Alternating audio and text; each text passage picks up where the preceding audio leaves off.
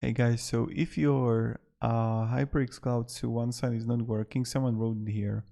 If anyone is still dealing with this, do not drop their headphones or anything. I'd recommend checking Windows, change your channel's volume. Right click in the speaker on the bottom right on your screen. Go to sound. So let's go together to sound.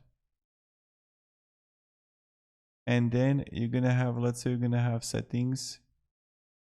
And there, output, choose your headphones.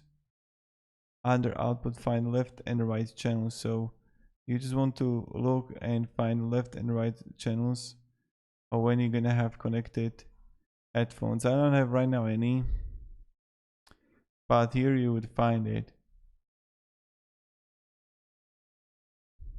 So we want to find under output, find left and right channel. And I just woke up with my PC and mine was set 80 to 20 for some reason. If you're set to normal volume number and still don't have audio, then it's more like the wire speed as mentioned in this thread. So go to sound settings, under output, choose your headphones, under output, find left and right channel.